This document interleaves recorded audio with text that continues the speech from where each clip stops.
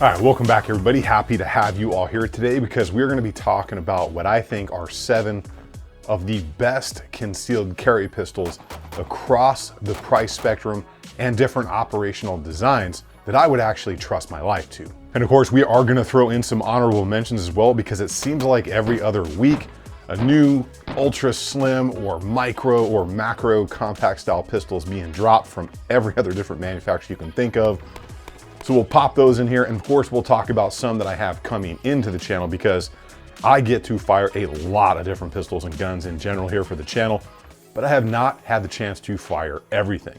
So some of you are gonna think that I am oh so right on this, and some of you will think that I am oh so wrong. So let me know in the comments where you think I went right or wrong for sure. And how I like to do these videos is I'll go over some basic specs. I will talk about my top 3 items or elements of the pistol, one thing I would change on them, and of course give you the price point so you can compare these whether you're at the top, middle, or bottom, or somewhere in the price spectrum, because we're gonna go through all of it from top to bottom. I'm gonna go ahead and fire this right off with one of my personal favorites just to get it out of the way because it's one of my chosen daily carries, and that is going to be the Walther PDP, but the F version, not the compact. So it's compact, but just a little bit different. Now this is a polymer striker fired 9mm, but has a slightly different internal design in the slide parts as far as the striker goes, which makes it a little bit easier to rack, has a shorter length of pull on the trigger, so it's a little bit easier to reach. It's got a reduced grip radius, and that just kind of stands out because it allows people maybe that have weaker or smaller hands to fire this thing with ease. However, it's still really great feeling, even though I've got like double XL size hands. I just love the way this one feels even over this standard compact version. And the trigger on this thing, it's just a standout. You got good serrations front and rear. It's just overall a solid setup. Good texture, runs like a Banshee on the range. Now my top 3 things when it comes to the PDP-F, the first one is going to be, of course, the trigger. The Walther PDP trigger is just better than 99% of every other striker fired rig out there, straight out of the box. And they do have their performance duty triggers on the market as well, which are absolutely outstanding. The second thing is going to be the grip texture. I love it. It just works so well for me, especially being that this is a smaller pistol. But even on their full-size pistols, the grip texture just seems to suck my hand right into it. And the third big positive for the PDP-F is going to be the ergonomics angles all the way to the bump down there for your pinky on the front of the pistol grip. This thing just helps you in every way run this pistol extremely well. Now, the one thing I would change when it comes to the PDP-F, she is thick, okay? So I remember when I saw this, I thought it was like a shrunken down version, kind of like a 43X MOS to like a Glock 19, but that's not the case. That slide is just as thick as the full size of the compact version. It's just a little shorter, either a 3.5 or a 4-inch. You can get either one. I was not expecting that when the PDP-F showed up. I bought that pistol with my own money. I do love it, but I would love to see an actual like kind of PPS size, you know, a smaller version of it that looks exactly the same, which is what I thought I was getting. Either way, I still love the pistol, but I wish she was a little bit smaller. And the price point on the PDP-F version, I've seen them from $650 to $699, but as far as that price point goes, it seems to fluctuate quite a bit on the PDPs right now for some reason. Overall, not bad for the 2023 market. All right, now if you enjoy videos like this and you find them entertaining, engaging, or you find some value in them, consider subscribing to the channel. It's gonna do a couple things for you. 1, you're not gonna miss any content when it comes out. 2, if there's any deals or cool things going on, you'll be the first to know about them. Also, that's gonna ship off that information to other people because YouTube's gonna push the video.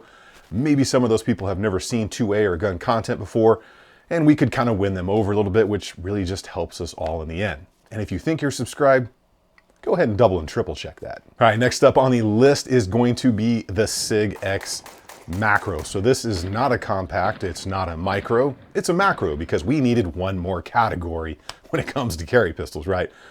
But this thing is just such a good overall size to carry with an extreme capacity for a carryable pistol. Again, it is a polymer striker fired 9mm with 17+1 capacity. Great overall ergonomics. I currently have mine on the Icarus Precision Grip because I just love those things. I've got videos out on them, but the factory grip is just fine. It's got good texture, good angles on it. It's got interchangeable back straps so you can custom fit it a little bit, so no problems with the factory module. It will have a decent trigger. It is comped from the factory, and it has great sights right out of the box. So that is one thing that the Sig pistols have, solid setups. Front and rear serrations, optics ready, and it absolutely runs hot out on the range. The big three positive elements on the Sig X Macro for me are gonna be its overall size. You are getting something that's just about perfect for carryability, capacity, and still being able to run this thing almost like a full-size pistol. The second positive here is gonna be those Sig sights. That bold green front and the darked out rear night sights, they're just my favorite across the board, and they come on it out of the box. So that is a awesome, awesome element of this pistol.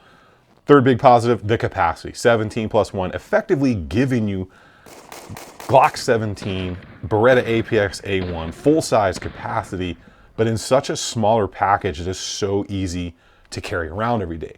Now, the one negative here, and I haven't experienced this personally, but if you do some research on the internet and look at pictures, there seems to be a serious issue with the X Macro rusting.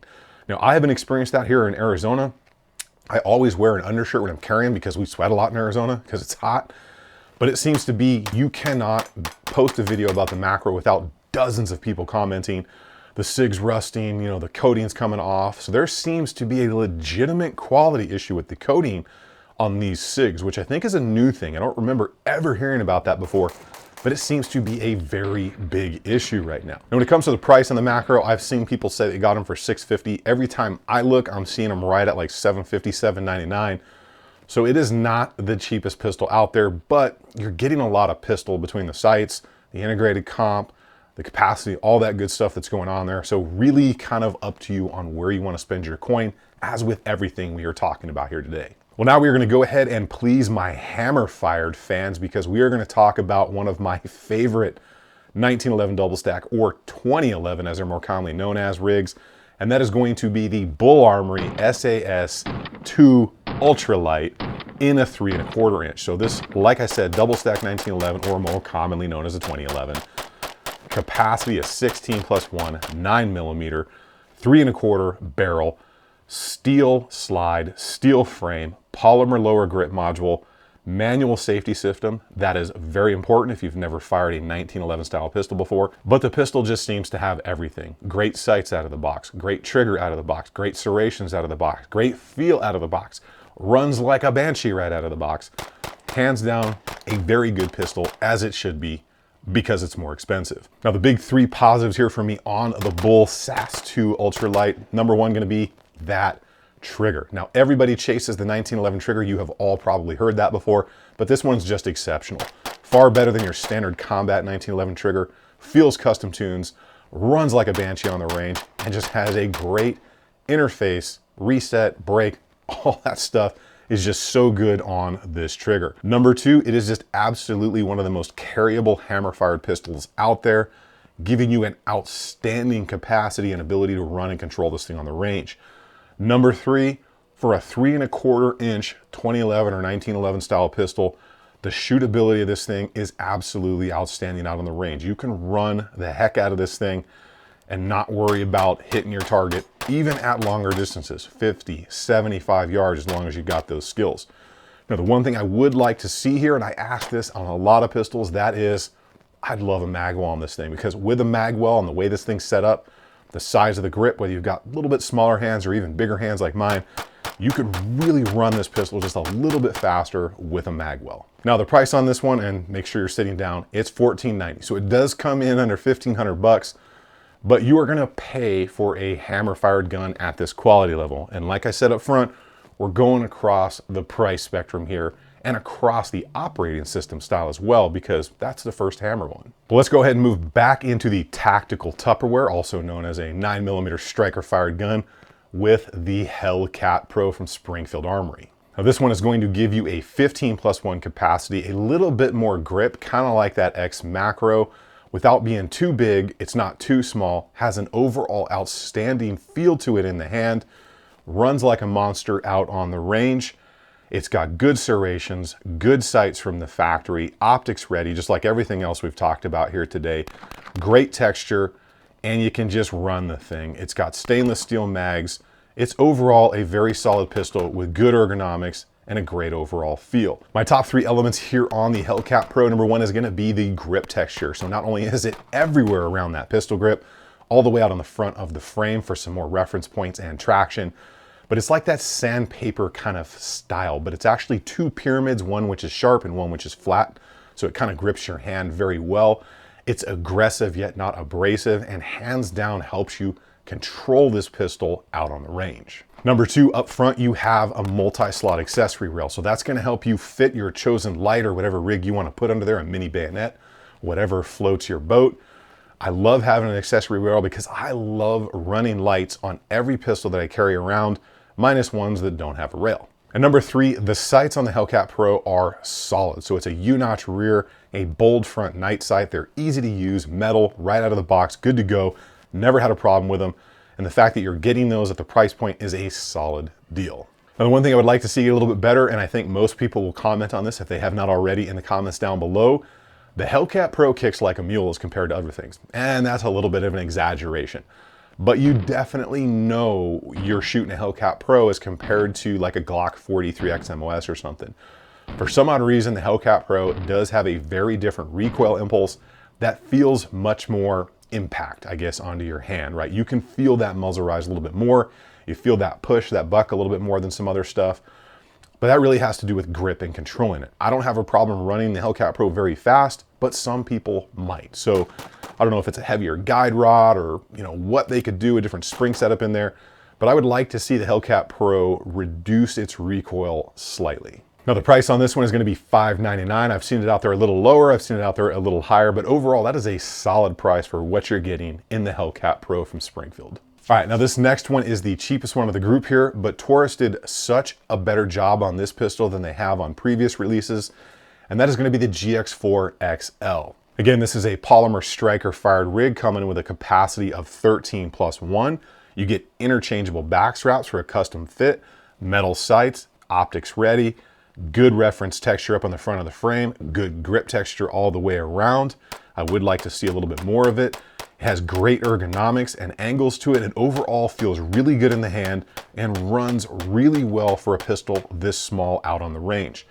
Now my top 3 elements of the GX4 XL, number 1 are gonna be the ergonomics. So even though this is a very small pistol, I find it feels really good even in the hand. Even the original GX4 felt really good, even though that thing is really small.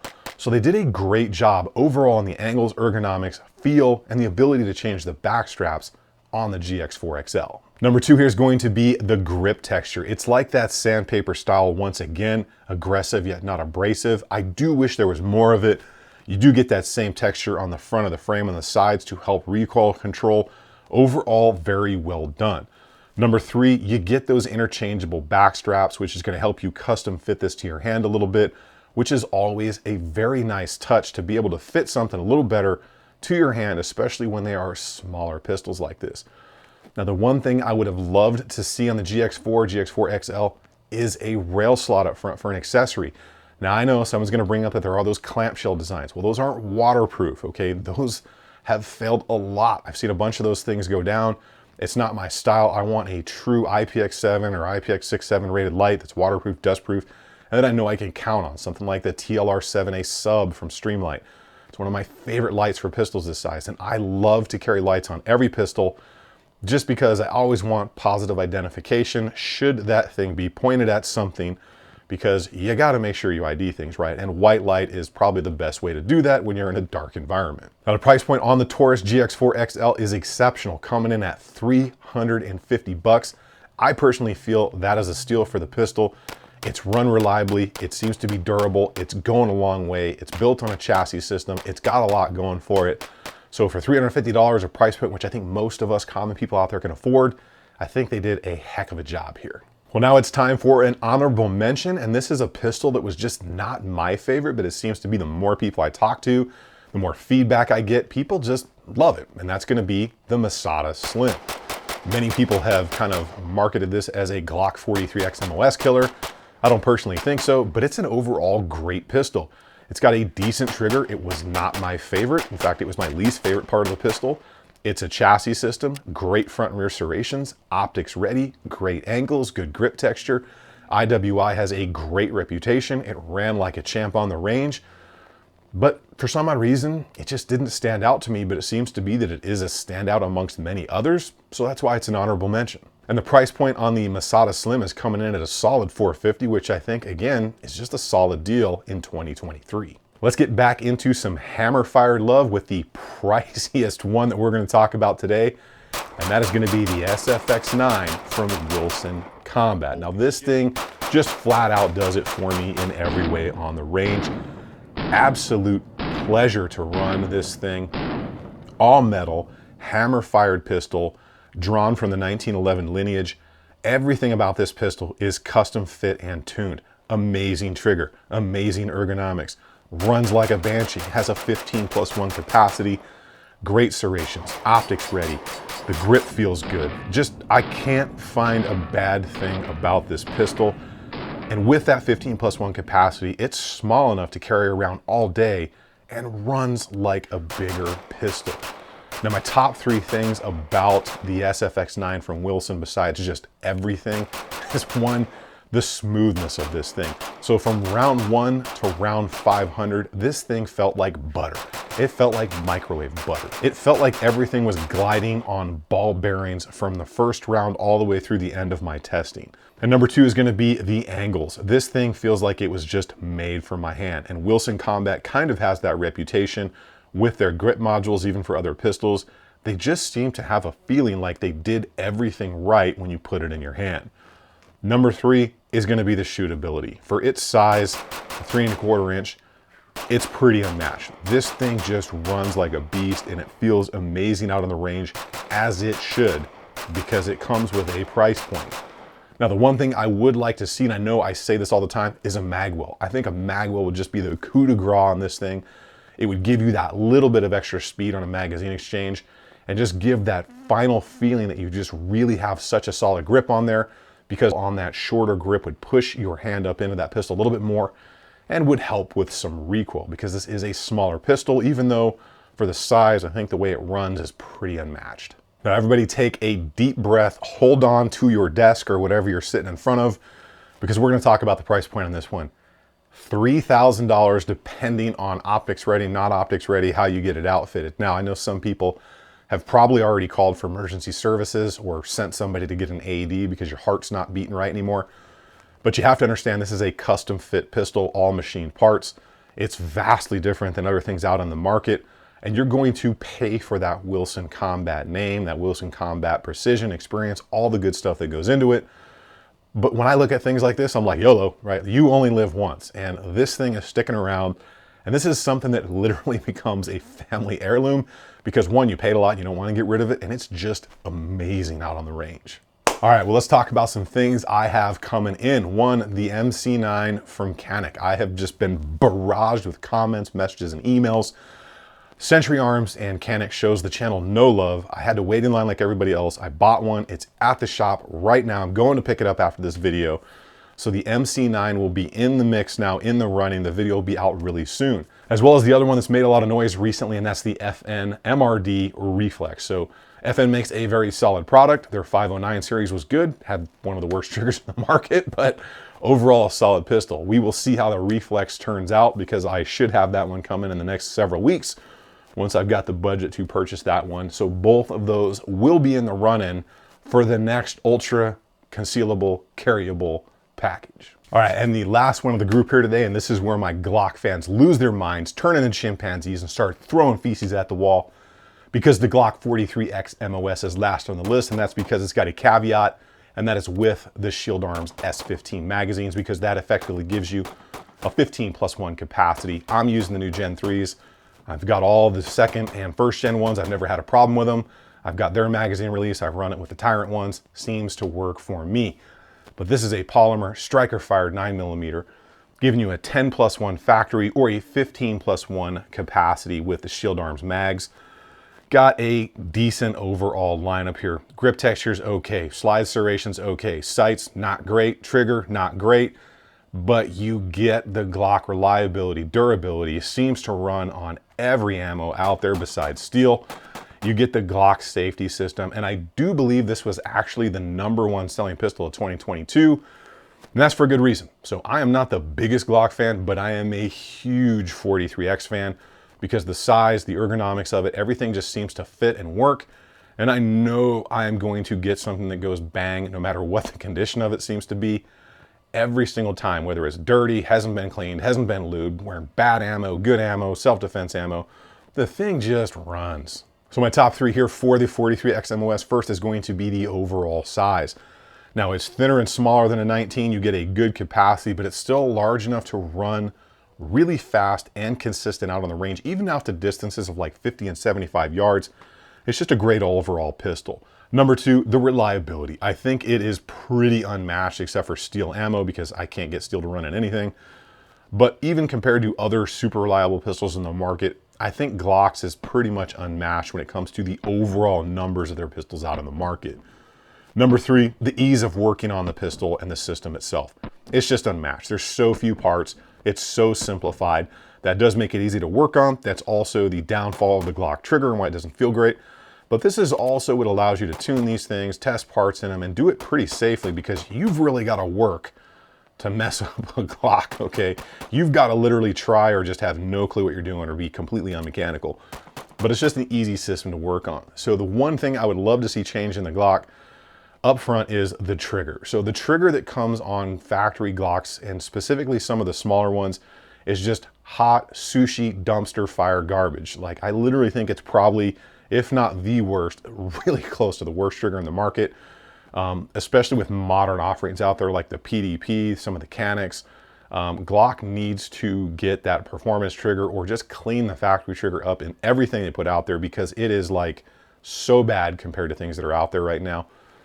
But let's talk about the price point when it comes, and I checked this out right now because it's been all over the place, but I saw it today for $499. Again, not the biggest Glock fan, but for $499 for the 43X MOS, that's the optics ready version, steal. Even though you got to put some better sights on it, the pistol, it just doesn't get much better, okay? The way it runs, the reliability, durability, factory warranty on this thing, it's just a reliable pistol that's going to go bang every single time. All right, now I know some of you thought I'm oh so right and some of you thought I was oh so wrong with some of those choices, so definitely let me know down in the comments below what your thoughts are. But remember, the goal here today was to look at some of my favorite, most trustworthy CCW pistols that I would actually carry out there in the world personally throughout the price and operational mechanism spectrum, and I think we have accomplished that here today. Well, that is what I have for you all today. Make sure you get subbed up down below. Keep doing it out on the range. Remember, if you stay ready, you ain't got to get ready.